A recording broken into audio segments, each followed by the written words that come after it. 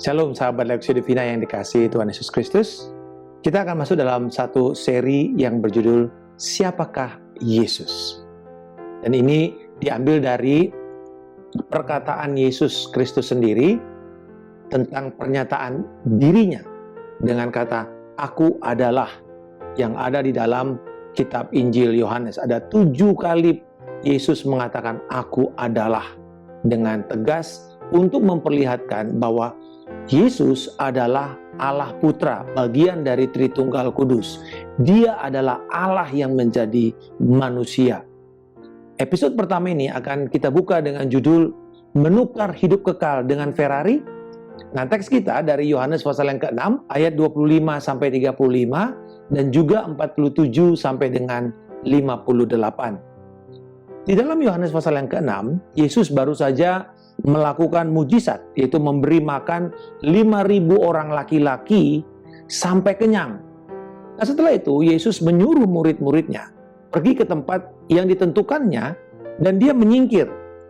Karena banyak orang pada waktu itu memaksa Yesus untuk menjadi raja atas mereka. Akhirnya Yesus menyingkir, lalu mereka mengejar dan mereka tahu bahwa Yesus ternyata ada di Kapernaum. Lalu mereka dengan kapalnya mereka pergi mengejar, sampailah kemudian bertemu dengan Yesus. Lalu mereka bertanya, Yesus, kapan kamu tiba di tempat ini? Mereka sebenarnya pengen melihat dan mendapatkan lagi mujizat yang baru saja mereka dapatkan beberapa hari yang lalu. Nah, mereka baru melihat mujizat yang Yesus lakukan. Bagi mereka itu tidak cukup untuk mempercayai Yesus sebagai Allah. Yesus tahu maksud mereka ini, bahwa mereka bukan ingin mendengar perkataan Yesus atau ingin mempercayakan hidupnya kepada Yesus, tetapi mereka ingin mendapatkan lagi roti dan ikan yang dibuat oleh Yesus kepada mereka. Di ayat yang ke-26. Yesus maunya mereka itu percaya kepadanya sebagai wujud mengikuti kehendak Allah. Nah, mereka bertanya, kalau begitu, kalau kami ingin percaya kepada Engkau, tanda mujizat apa yang Engkau buat agar kami bisa percaya kepadamu? Karena mereka pada saat itu mengakui diri mereka sebagai pengikut Musa. Dan mereka mengatakan sebagai pengikut Musa, Musa memperlihatkan bahwa dia mampu mencukupkan kebutuhan 3 juta orang yang tinggal di padang gurun pada waktu itu. Dan setiap hari mereka mendapatkan mana dan juga daging. Tapi sebenarnya semua mengatakan bukan Musa yang memberikan, tetapi Bapamu di sorga yang memberikan. Itu datang dari sorga. Lalu kemudian Yesus mengatakan bahwa aku ini adalah roti yang datang dari sorga. Ini adalah pemberian Yahweh kepada manusia. Tetapi mereka kemudian mengatakan, oke, kalau gitu kami mau dong roti yang kekal itu. Lalu Yesus mengatakan dalam ayat 35, kata Yesus kepada mereka, Akulah roti hidup. Barang siapa datang kepadaku, ia tidak akan lapar lagi. Dan barang siapa percaya kepadaku, ia tidak akan haus lagi. Wow, ini sungguh sebuah pernyataan yang luar biasa. Gak pernah lapar lagi, tidak pernah haus lagi. Dan bukan kebetulan ya, Yesus itu lahir di Bethlehem yang artinya rumah roti. Seperti yang dinubuatkan dalam Nabi Mika ratusan tahun sebelum Yesus datang. Yaitu dalam Mika pasal yang ke-5 ayat yang kedua. Lalu Yesus dikatakan menjadi firman yang menjadi daging dan tinggal di antara manusia. Dan kemudian sebagai roti itu, sebagai makanan itu, dia dipecah-pecahkan. Seperti roti yang dipecah-pecahkan, Yesus akan kemudian tubuhnya juga akan dihancurkan melalui penyalipan dan penebusan.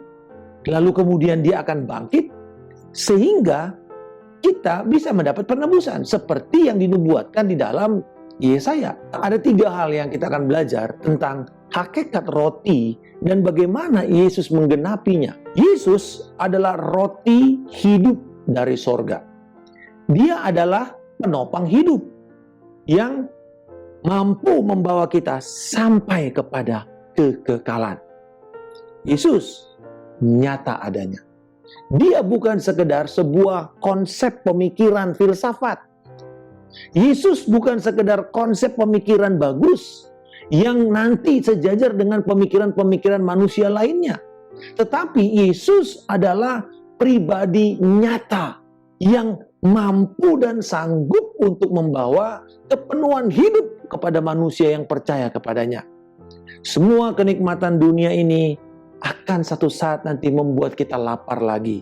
Dan kemudian kita mencari lagi dan mencari lagi supaya kita bisa dipenuhi. Mungkin minggu ini sahabat sekalian dipuaskan dengan menonton sebuah tayangan pertandingan olahraga. Apakah mungkin itu MotoGP, F1, golf, atau tenis, atau mungkin NBA, atau Olimpiade yang sekarang sedang berlangsung. Dan kemudian, wah, seperti sepak bola gitu kemarin Eropa, wah, orang mengalami euforia ketika Italia menang. Tetapi kemudian, 1 minggu kemudian, kita mau mencari lagi pertandingan atau musim apa lagi yang akan kita tonton untuk mendapatkan kepuasan minggu demi minggu. Demikian juga dengan makanan. Kita mungkin boleh sambil wisata kuliner, kita pergi dari satu tempat ke tempat lain terus. Tapi kita kemudian akan lapar lagi, lalu mencari lagi. Bagaimana juga dengan koleksi? Hal yang sama. Koleksi baik itu benda, aksesoris, pakaian, mobil mewah, apa saja, bahkan buku-buku. Kita bisa akan terus dan itu tidak akan pernah bisa menopang kita. C.S. Lewis mengatakan, tidak ada teh yang bisa memuaskan saya.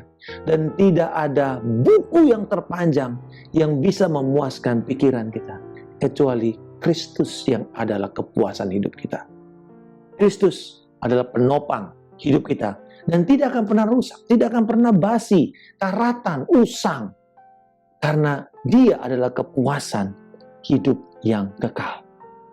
Seorang yang hidupnya terpuaskan, yang fulfill, ya, yang dipenuhi dengan Kristus, akan berbeda dengan orang kaya manapun di muka bumi ini, orang yang paling berkuasa manapun di muka bumi ini, yang mencoba untuk mengisi kepuasan dan keberartian hidupnya semata-mata dengan apa yang dia punya, apa yang dia pakai, apa yang dia miliki. Lalu Yesus melanjutkan tantangannya kepada orang-orang yang sedang mendengar pernyataan dia. Dan mengatakan, untuk bersedia makan roti hidup yang dari sorga itu. Dikatakan dalam ayat yang ke-51, akulah roti hidup yang telah turun dari sorga. Jikalau seseorang makan dari roti ini, ia akan hidup selama-lamanya. Dan roti yang kuberikan itu adalah dagingku yang akan kuberikan untuk hidup dunia. Lalu orang-orang Yahudi bertengkar antara sesama mereka dan berkata, bagaimana ia ini dapat memberikan dagingnya kepada kita untuk dimakan? Wah, tiba-tiba ini terdengar sebuah perdebatan, dikatakan oleh Yohanes, bertengkar satu sama lain, karena mereka mulai salah pengertian. Mereka berpikir, waduh, Yesus ini ngajarin yang sesat ini. Dia ngajarin kita jadi kanibal, kita jadi makan makanan daging manusia. Yang pada saat itu, itulah membedakan mereka dengan bangsa lain. Dan itu tentu pasti Yesus tidak akan melanggar satupun hukum Taurat. Di dalam hukum Taurat dilarang kita makan manusia, saudara. Mempersembahkan manusia aja tidak boleh. Jadi apalagi jadi kanibal. Nah, mereka berpikir bahwa dengan undangan Yesus untuk makan tubuhnya, Yesus menjadikan kita kanibal. Tapi Yesus berkata dalam ayat yang 53, maka kata Yesus kepada mereka, aku berkata kepadamu, sesungguhnya jikalau kamu tidak makan daging anak manusia dan minum darahnya, kamu tidak mempunyai hidup di dalam dirimu. Yesus ingin menantang mereka sebenarnya untuk menerima keselamatan yang datang dari Yesus sendiri, untuk mempercayakan diri mereka kepada Yesus. Pertanyaannya kepada kita, apakah Yesus itu adalah pribadi yang nyata bagi kita semua? Atau dia hanya konsep pemikiran? Apakah Yesus itu seperti roti ya, yang kita makan pada hari ini, yang juga berbicara mengenai hal yang kedua, bahwa roti itu adalah yang tidak tergantikan. Yesus tidak tergantikan. Sebagai makanan utama orang Yahudi pada waktu itu, roti itu tidak tergantikan. Tidak ada diversifikasi makanan pada waktu itu. Mereka hanya makan roti dan daging. sayuran, selesai. Tidak ada diversifikasi, makan bakmi gitu, karbo, pengganti karbo yang lain. Tidak ada. Roti adalah makanan utama. Dan hal yang sama sebenarnya dengan Yesus Kristus. Bahwa keselamatan dan hidup yang kekal itu hanya ada di dalam Yesus Kristus. Jadi tanpa Yesus, tanpa karyanya, tanpa keselamatan yang dia tawarkan kepada kita, pengampunan dosa, penebusan dan hidup yang kekal, tidak bisa kita akan hidup dengan baik. Yesus Kristus itu adalah pribadi yang tidak tergantikan di dalam hidup orang percaya. Seandainya ada seseorang yang menawarkan, sahabat sekalian, mobil Ferrari yang terbaru, tercanggih, tercepat, paling mahal, dengan syarat mau menukar Ferrari ini dengan hidup yang kekal. Artinya, tinggalkan Yesus. Jangan percaya dia. Terima Ferrari ini. Tapi tinggalkan Yesus. Apakah sahabat akan beralih? Atau mungkin bilang, enggak lah, pasti saya pegang Yesus. Bagaimana dengan posisi yang menggiurkan? Jabatan yang sedang menanti di depan Anda. Tapi Anda tukar. Jangan percaya Yesus lagi. Pindah kepada keyakinan yang lain. Maukah Anda menukar jaminan hidup yang kekal di dalam Kristus dengan segala kekayaan, dengan segala kekuasaan dunia ini, dengan segala kemewahan, dengan segala kenyamanan hidup? Nah, bila Yesus sebagai pribadi yang tidak tergantikan, tentu kita semua akan dengan logika mengatakan, tidak bisa. Tidak akan saya gantikan Yesus dengan semua tawaran itu. Wah, puji Tuhan. Tanpa Yesus, hidup ini akan menjadi sangat sulit. Mustahil untuk kita jalani. Tidak ada satupun tanpa Yesus yang bisa menjamin kita hidup dengan benar, tenang, yakin, termasuk pada waktu kita menghadapi maut sekalipun. Hal yang terakhir, bahwa roti bukan hanya nyata, tidak tergantikan, tapi juga roti itu harus dimakan setiap hari, harus dikonsumsi. Dan kita diminta oleh Yesus untuk makan roti hidup itu setiap hari. Dan Yesus mengatakan, perkataanku ini adalah makanan. Ini adalah roti kehidupan. Persekutuan dengan Yesus adalah makanan yang perlu kita makan setiap hari. Membangun persekutuan pribadi dengan Yesus setiap hari merupakan wujud komitmen yang kita buat kepada Yesus bahwa Dia adalah roti hidup. Dia juga mau mengatakan bahwa roti yang kita punya ini jangan cuma kita pegang sendiri dan jangan cuma kita makan sendiri. Mari kita bagikan ini kepada orang yang belum pernah menikmati roti hidup. Ada kesempatan kepada kita pada hari ini. Dengan keterbatasan kita melayani dan memberitakan dan menceritakan tentang Yesus setiap hari kepada siapa saja. Mau mereka percaya atau tidak, itu bukan urusan kita. Tetapi kita perlu untuk terus mengatakan, ini loh, Yesus itu adalah my lifestyle. Yesus itu gaya hidup saya. Yesus itu akan terus ada dan terus keluar dari mulut saya. Mari, bagikan Yesus kepada siapa saja, karena Dia roti hidup kekal itu. Apakah sahabat sekalian telah menjadikan Yesus sebagai kepuasan kekal yang tak tergantikan, kebutuhan utama kita setiap hari? Dan sudahkah sahabat sekalian percaya dan menyerahkan sepenuhnya hidupmu kepada Yesus? Dan kapan terakhir Anda yang sudah menerima Yesus Kristus membagikan roti ini kepada orang-orang yang belum pernah menikmati, yang belum pernah punya pengetahuan satu kali pun tentang Yesus sebagai roti hidup, jaminan hidup yang kekal? Ini waktunya kepada kita. Waktu yang tersisa yang kita tidak tahu berapa lama.